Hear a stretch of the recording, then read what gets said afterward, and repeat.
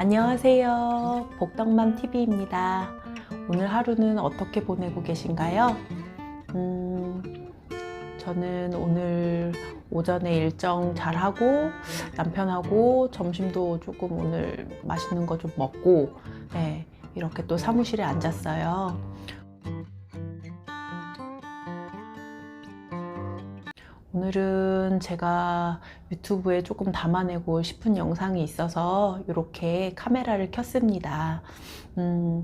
제가 이제 뭐 블로그에도 제 소개를 이제 적었었는데요. 저는 이제 부동산학과를 전공을 했어요. 그래서 조금 다들 생소하신 분들도 또 있겠지만, 그래서 부동산학과가 대체 뭔지, 그거를 뭐 그 학문을 전공을 해서 나중에 어떤 거를 할 수 있는지, 이런 거를 궁금해 하시는 분들이 덜어 있거든요. 그래서 자녀분이 부동산학과를 가고 싶어 하는데 여기가 전망이 있는 거냐, 너무 협소해서 나중에 취업하는데 어려움이 있지 않을까라고 고민하시는 또 저희 이제 손님들도 또 계시고, 그럴 때마다 또 이제 상담을 해드리기는 했거든요. 그래서 저도 전공을 부동산을 해서 여태까지 부동산 쪽으로 살고 있었어요.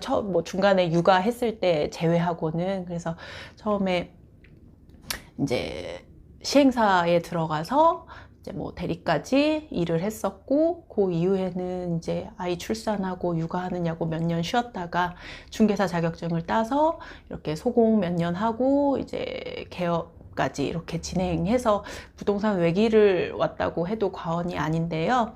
이렇게 부동산 학과가 대체 뭘 배우는 거고, 그 안에서 나중에 뭐 이제 전망이 어떤지, 뭐 부동산 학과 전망 및 앞으로의 진료 분야에 대해서 제가 아는 만큼, 그리고 주변 사례를 섞어서 조금 설명드리고 싶어서 이렇게 유튜브 영상을 하나 만들었습니다.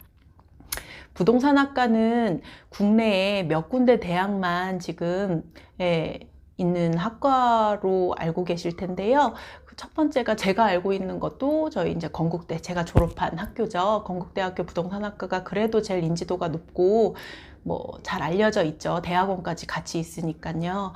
그리고 이제 건국대가 있고, 요즘에 명지대, 뭐 강원대 등등 해서 많은 대학들에서 이제 부동산 학과든 아니면 관련된 학과들이 많이 개설되고 있는 것 같아요. 그래서 그만큼 이제 부동산에 대한 관심이, 예전에 이제 연령층이 높은 데서 관심이 줄을 잃었다면 요즘에는 20, 30대 분들도 부동산에 관심이 참 많아졌다는 거를 새삼 느끼고 있습니다. 그래서 또 그런 문의들도 좀 많고요.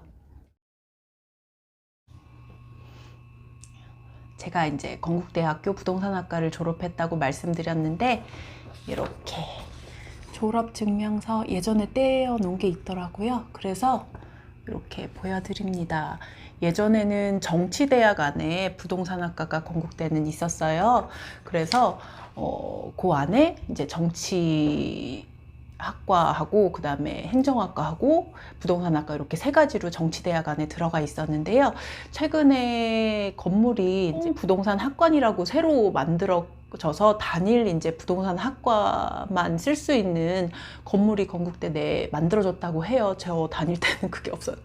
벌써 라떼는 이렇게 되는 것 같은데요. 거기에서 이제 학부 수업하고 대학원 수업하고 다 같이 병행해서 이루어졌다고 하는데, 저도 기회가 될 때 어린이 대공원 한번 아이들이랑 놀러 가면서 그리고 지금 보면은 조금 몇 개 적어둔 게 있어서 그거를 참고로 해서 말씀드릴게요. 다 아직 외우지를 못해서 몇 가지 내용은 조금 말씀드리겠습니다. 부동산학과에서 배우는 과목들은 우리 이제 공인중개사 시험 볼 때 많이 들어있는 과목들이 있는데요. 그래서 저도 시험 볼 때 굉장히 조금 수월하게 공부를 했던 것 같아요. 예전에 조금 깊이 있게 공부를 했던 부분이어서 시간이 지나도 그래도 그런 흐름이나 내용들은 크게 또 변동이 없어서 공부하기 조금 편했던 것 같습니다. 과목을 보면은 지금 부동산학 입문, 법학 입문, 경제학, 회계원리, 감정평가 이론, 조세론, 정책론, 뭐 이런 거, 특히 우리 이제 부동산 중개업 할 때 공법이 제일 어려운데 공법 등기법도 그때도 참 어려웠던 것 같아요. 그래서 뭐 등기법도 배우고 이런 부분들이 많았는데, 그런 부분들로 지금 학부 수업, 뭐 대학원 수업은 좀 더 이제 세밀하게 들어가지만 그렇게 해서 수업 과목이 이제 있는 것 같아요. 그리고 최근에 제가 이렇게 검색하다 보니까 못 보던 과목들이 많이 생겼네요. 그게 뭐냐면 프롭테크 실습, 부동산 기업법, 미국 부동산 시장론, 그 다음에 부동산 시설 관리론, 뭐 이런 것들이 생겼는데, 요거는 시대의 흐름에 맞춰서 아마 이제 새롭게 만들어진 개설 과목인 것 같아요. 그래서 그런 부분들도 요즘에는 필요하다고 생각해서 아마 그 부동산 학과에 이제 뭐 필수는 아니지만 선택하는 과목들로 들어가지 않았을까 싶어요.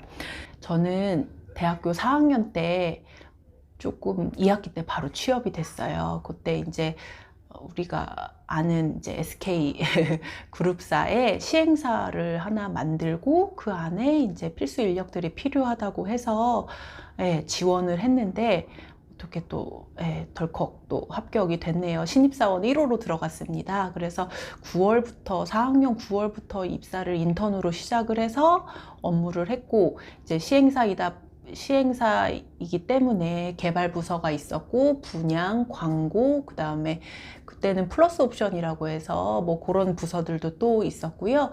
그래서 여러 가지 부서들이 시행을 하기에 필요한 부서들이 이렇게 조금 있었던 그런 회사였습니다. 그래서 저희가 흔히 아는 뭐 SK 아파트, 그 다음에 뭐 타운하우스, 뭐 그다음에 오피스, 뭐 이런 부분들을 땅을 찾아서 개발을 하고 그다음에 분양까지 이렇게 마무리를 할 수 있는 그런 회사에 제가 이제 입사를 했고요. 그곳에서 오랫동안 했었죠. 직장 생활이 그게 저의 전부니까요. 그래서 대리급이 될 때까지 열심히 차근차근 배우기는 했는데, 그때는 조금 뭐 또 마지막에는 또 어려움이 있어서 뭐 그만두긴 했습니다. 이제 진로 분야에 대해서 조금 말씀드릴게요. 한 4가지 정도로 나눌 수 있을 것 같아요. 요거는 이제 뭐 건국대학교 부동산학과 제가 홈페이지를 보고서 몇 가지 조금 정리를 해서 말씀을 드리는 부분인데요. 그 첫 번째로 개발 정책 분야로 또 진로를 모색해 볼 수 있어요. 개발 정책이라 하면 뭐 전략기획부서라든지 부동산 연구원, 디벨로퍼, 도시계획가 뭐 이런 쪽으로 나갈 수 있고요.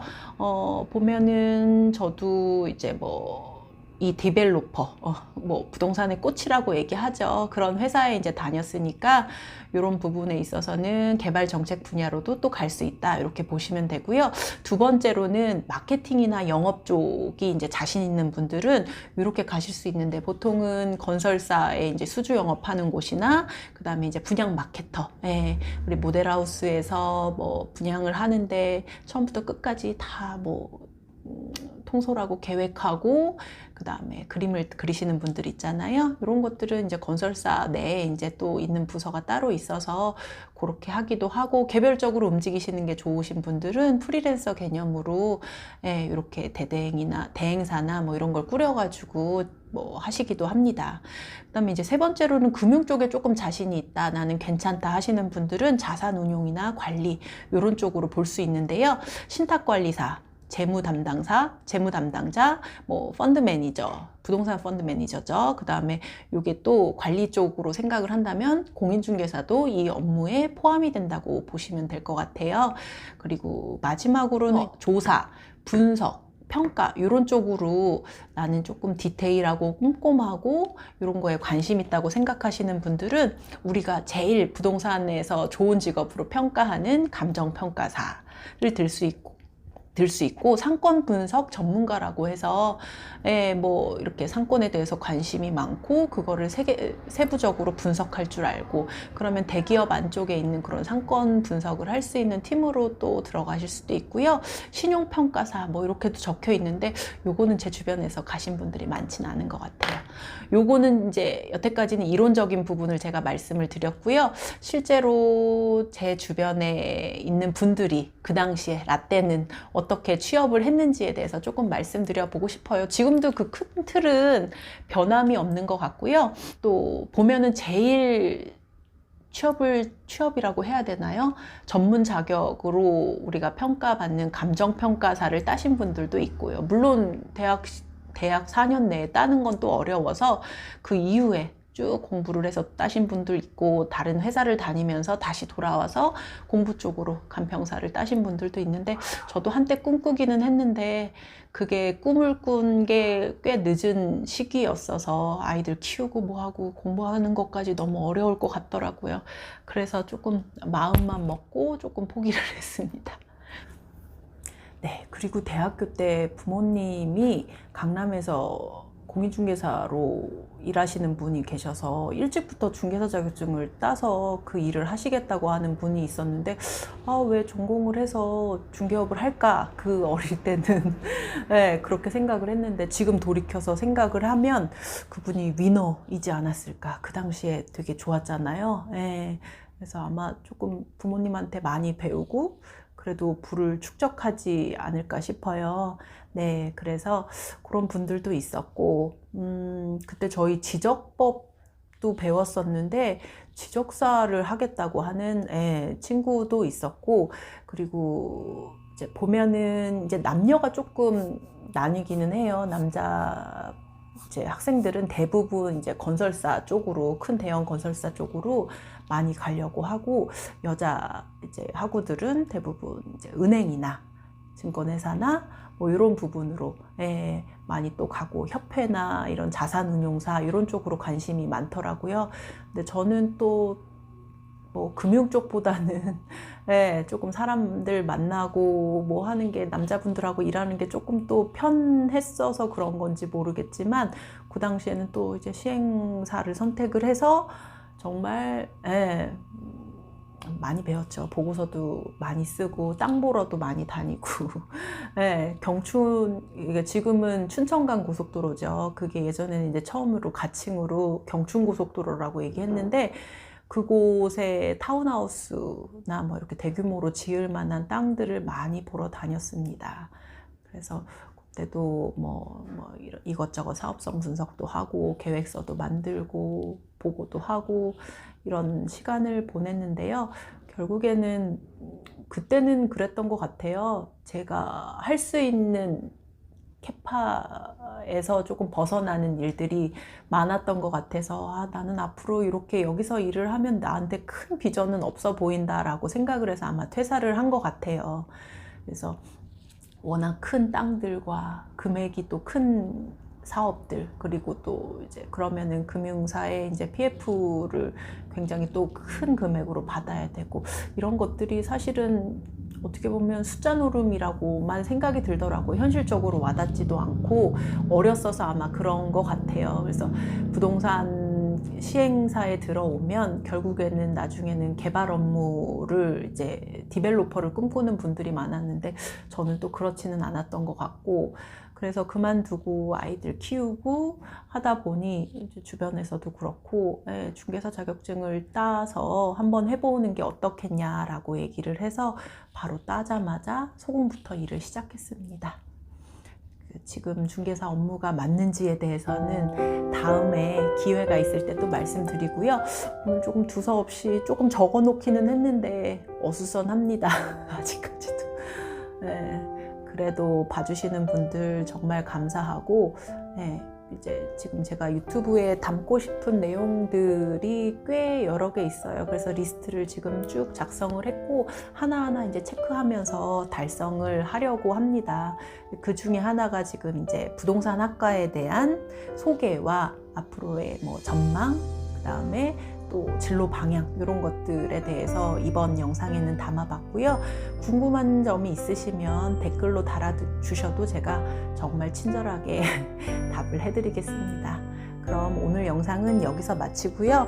주말 행복하게 가족분들과 아니면 연인들과 잘 보내시고, 조만간에 또 다른 내용으로 촬영을 해서 이렇게 또 영상을 올려보겠습니다. 그래도 영상 봐주시고 댓글 달아주시는 여러분께 정말 감사드려요. 앞으로도 조금 더 나은 영상으로 보답하는 복덕맘TV가 되겠습니다. 감사합니다. 안녕. 구독, 좋아요 눌러주세요.